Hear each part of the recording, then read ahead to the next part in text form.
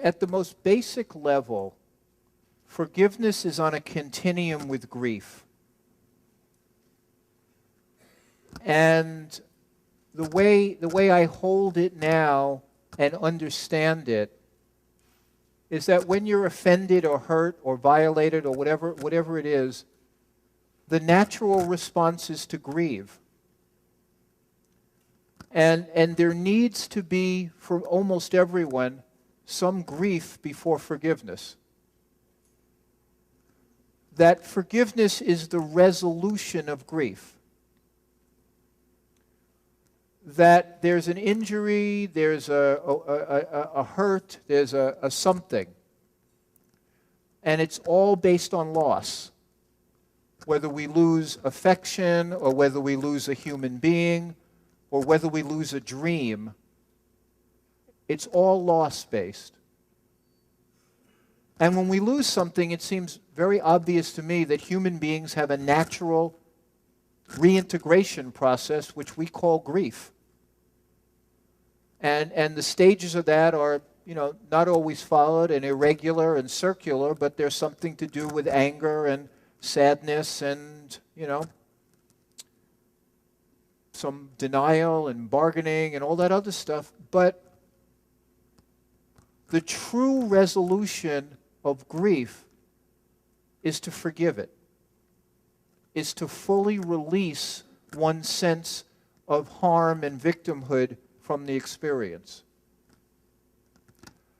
However, the problem is twofold. Some people never grieve, and some people grieve for 47 years. And they're both inadequate. Like, they're both inadequate responses. They're both not deeply human. A deep human being feels pain. The deep human being suffers and allows oneself to suffer because that's part of this experience, as John Kabat-Zinn calls the full catastrophe. The deep human being also lets go of their suffering. Doesn't maintain it forever, doesn't create a personality structure around it, doesn't use it as a weapon. But without the grief, without acknowledging that I've been wounded and that something has been lost for me, you don't gain the benefit of the experience. You don't give yourself the possibility of the reintegration, which is, I've been hurt and I've been mistreated and I may even have suffered a catastrophic loss, and I've healed.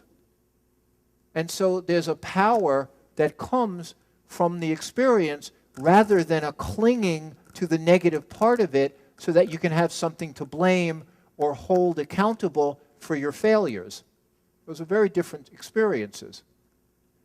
The first step of grief, at least from a forgiveness point of view, is to fully acknowledge the harm done, whether by you or somebody else, and to own the fact that there's a loss. That something that I would have wanted is not there, and it hurts. The second step of the grief process is to experience the feelings that are normally associated with the experience.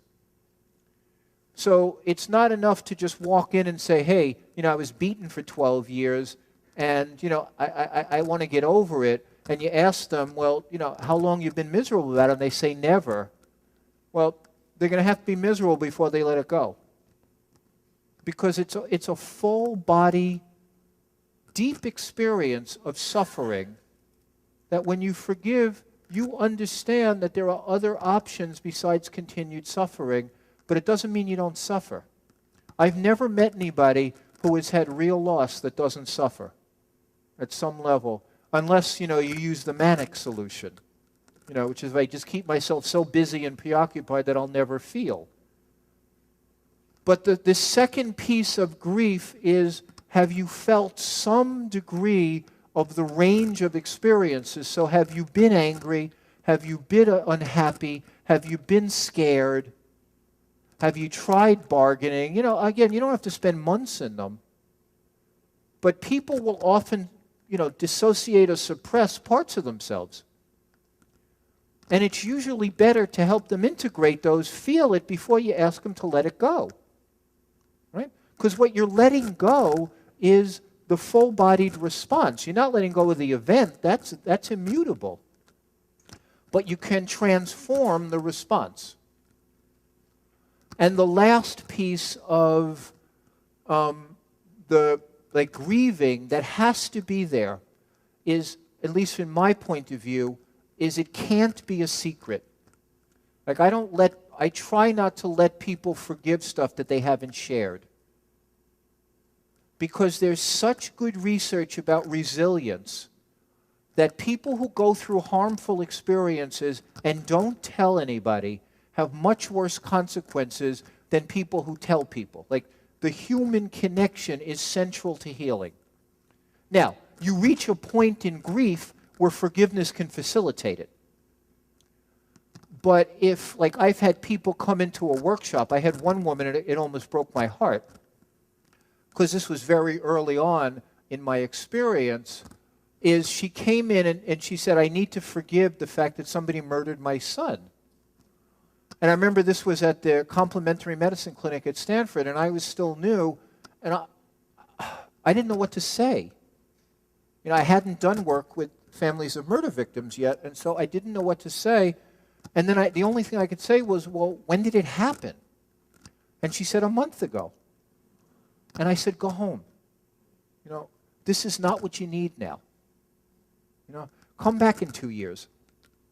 Come back when you've done the hard, the unimaginable work of grieving that loss, then forgive it.